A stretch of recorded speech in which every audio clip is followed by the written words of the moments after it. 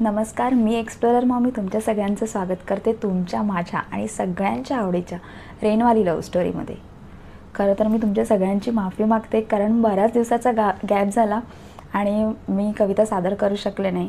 खरं तर पावसाने पण सुट्टी घेतली आणि खरंच माझा मूडच गेला होता कविता सादर करण्याचा. खूप गरमी होत होती आणि काल तर खूपच गरमीने वैताग आणला. पण आज पावसाने खूप छान कमबॅक केला आहे आणि खरंच खूप मस्त वाटतं आहे. आणि त्यासोबतच मी तुमच्यासाठी एक सुंदर कविता घेऊन आली आहे. येस, सुंदर कविता आहे आणि ती व्यक्तीही तेवढीच सुंदर आहे मनाने पण. आपण बऱ्याचदा असं म्हणतो की म्हणजे चेहऱ्यानेच एखादी व्यक्ती सुंदर वगैरे नाही, पण एखाद्याचं मनही सुंदर असतं. हे मी आवर्जून सांगेन. मी सांगेन यापेक्षा जर तुम्ही त्या व्यक्तीला भेटला तर तुम्हालाही तसं वाटेलच की ही व्यक्ती मनानेही तेवढीच सुंदर आहे. अजून काय सांगणार त्या व्यक्तीबद्दल, तर तुम्हाला कविता ऐकूनच कळेल की म्हणजे ज्या प्रकारे कवितेमध्ये शब्द ॲड केले गेलेले आहेत, ज्या पद्धतीने लिखाण केलं गेलं आहे, त्यावरून तुम्हाला कळेल की व्यक्ती कशी आहे. कसं साधारणतः माणसाच्या लिखाणावरून, त्यांच्या बोलण्यातून बऱ्याच गोष्टी कळतात समोरच्या व्यक्तीबद्दल. तर हा मुलगाही तसाच आहे. याचं ज्ञान प्रत्येक गोष्टीत इतकं अफाट आहे, इतका अभ्यास आहे सगळ्यामागे. बऱ्याच गोष्टी आपल्याला माहिती नसतात पण त्याला त्या माहिती असतात. माझ्यासाठी तर माझा तो गुगल फ्रेंड आहे. मी काही गोष्टी मला नाही कळत, तो जे काही बोलतो वगैरे, मी त्याला नेहमी असं सांगत असते की अरे तू हे कोड्यात वगैरे बोलणं सोडून दे, खूप सोप्या शब्दात आम्हाला समजाव तुझ्या गोष्टी. तू जे काही लिहितोस, जे काही आम्हाला सांगतोस ते अगदी सोप्या शब्दात सांग, जेणेकरून ते आम्हाला समजेल. पण नाही, तो खरंच खूप सुंदर लिहितो. आपल्याला थोडंसं अवघड जातं कारण आपण तेवढं वाचन केलेलं नसतं. त्याचं वाचनही खूप अफाट आहे. एखाद्या गोष्टीबद्दल त्याला इतकी माहिती असते, म्हणजे पूर्ण शब्दाचा अर्थ तो आपल्याला सांगू शकतो. खूप खूप म्हणजे खूप खोलवर अभ्यास आहे त्याचा प्रत्येक गोष्टीत आणि खरंच खूप छान वाटतं मला. वाचायला जरी अवघड असेल तरी पण त्याचा तो अभ्यास बघून मला खरंच खूप मस्त वाटतं. नेहमीच एक उत्सुकता असते त्याच्याबद्दल की अरे म्हणजे ह्याला कसं काय सुचत असेल हे सगळं, कसं ह्याने एवढा अभ्यास केला असेल, कसं वाचन केलं असेल. म्हणजे काही गोष्टींबद्दल आपल्याला कदाचित बोरिंग वाटू शकते की यार नाही, आपल्याला नाही जमणार हे असं काही वाचायला वगैरे, असं काही नाही होणार आपल्याकडून. पण माझ्यापेक्षाही तो वयाने जरी लहान असला तरी अभ्यास मात्र खूप आहे आणि या बाबतीत मला त्याचा खूप म्हणजे खूप अभिमान आहे. तर मी मगासपासून जो मुलगा व्यक्ती बोलते आहे, तर त्याचं नाव आहे कौस्तुभ मनोहर डिंगणकर. माझा खूप चांगला फ्रेंड आहे हा आणि तो लिहितोही खूप छान. तुम्हाला कळेलच त्याच्या कवितेवरून. इवन तुम्ही जर त्याची फेसबुक वॉल जरी पाहिलात तरी त्या वॉलवर त्याने इतकं काय काय लिहिलेलं असतं, संस्कृतमध्ये, गुजरातीमध्ये, इतर वेगवेगळ्या भाषांमध्ये. त्याचा प्रत्येक भाषेवर असा वेगळा असा अभ्यास आहे प्रत्येक भाषेचा. आणि असंही नाही की नुसतं वरच्यावर कुठेतरी गुगल केलं आणि मग कॉपी केलं, नाही. त्याने पूर्णपणे त्या गोष्टीचा अभ्यास केलेला असतो. त्यावेळेसच तो ती गोष्ट, ते लिखाण ते पोस्ट करतो. आपल्यासारखं म्हणजे मला प्रत्येक गोष्ट असं कुठला शब्द नाही कळला तर तो मला गुगल करायला लागतो. त्याच्याबद्दल असं नाही आहे. तो त्या गोष्टीचा अभ्यास करतो आणि मगच त्यावर बोलतो, लिहितो, असं आहे. म्हणजे आता मी खूप कौतुक करतेच आहे, कारण तो कौतुक करण्यासारखाच आहे कौस्तुभ.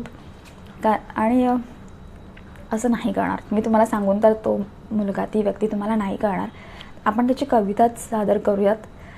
कविता सादर करण्यापूर्वी आपण आत्तापर्यंतच्या ज्या कविता पाहिल्या होत्या त्याच्यामध्ये प्रियकर प्रेयसी, प्रेमावर कविता होत्या. प्रेम आणि पाऊस हे आपले टॉपिक होते.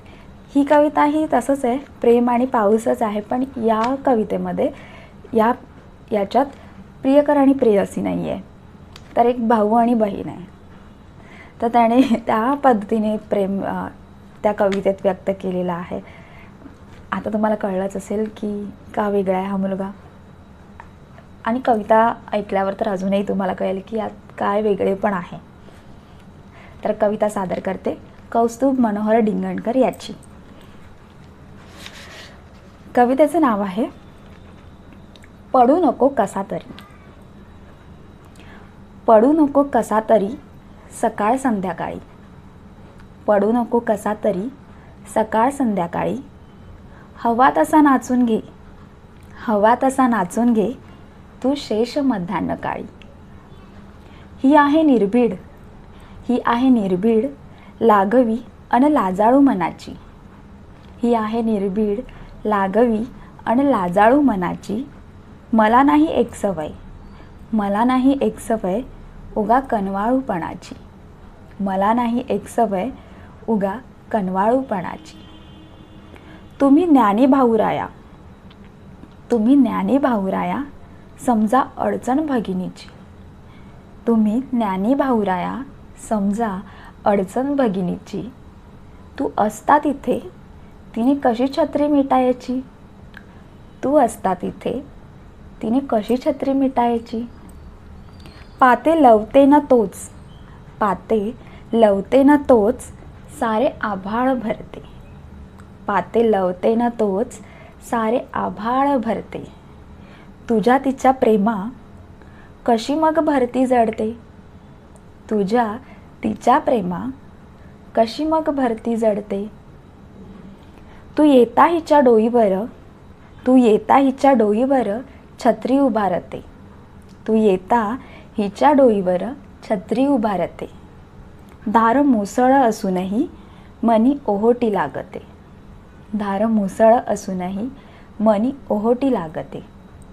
तुझ्या अवेळी येण्याने, तुझ्या अवेळी येण्याने ही तिचा थाटच हरते, तुझ्या अवेळी येण्याने ही तिचा थाटच हरते. तुझ्या अवेळी जाण्याने जनलाट धडकते, तुझ्या अवेळी जाण्याने जनलाट धडकते. होऊन लाटेवर स्वार मन स्वजन शोधते, होऊन लाटेवर स्वार मन स्वजन शोधते. हलक्या थेंबाच्या पुढती, हलक्या थेंबाच्या पुढती मन मनाने भरते, हलक्या थेंबाच्या पुढती मन मनाने भरते. वाव, खूप सुंदर कविता आहे कौस्तुभ, खरंच खूप छान कविता आहे. खरं तर तुझी कविता सादर करणं म्हणजे माझ्यासाठी मोठी परीक्षाच आहे, कारण तू ज्या प्रकारे कवितेमध्ये शब्द ॲड केलेस, ज्या पद्धतीने हे लिखाण आहे ना, बोलायला उच्चारायला खूप कठीण जातं. म्हणजे असं मस्करी वगैरे नाही करत आहे, खरं तर तुझं कौतुकच करते तुझ्या लिखाणाबद्दल.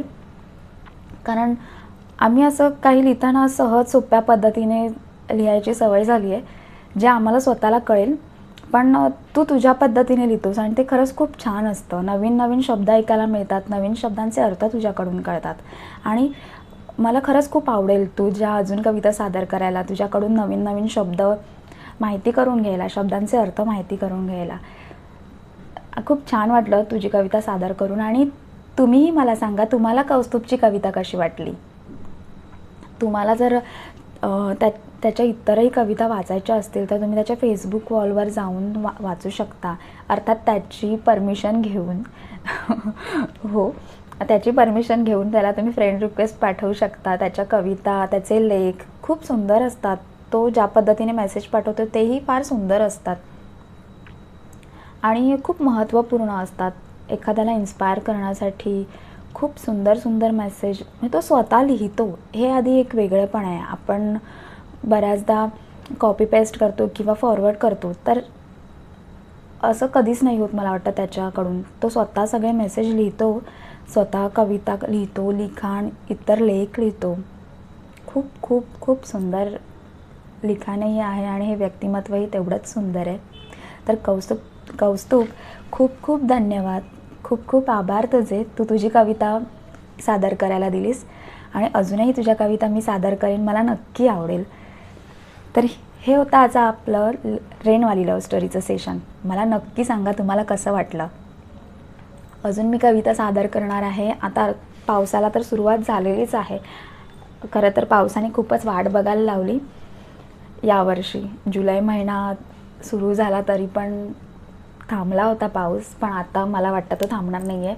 आता तो असाच चालू राहणार आहे आणि आपलं सेशनही चालू राहणार आहे. तर मला तुम्ही तुमच्या कविता पाठवायला विसरू नका. आपल्या रेनवाली लव्ह स्टोरीमध्ये मी तुमच्या कविता नक्की सादर करेन. भेटूयात नवीन भागात नवीन कवितेसह. धन्यवाद.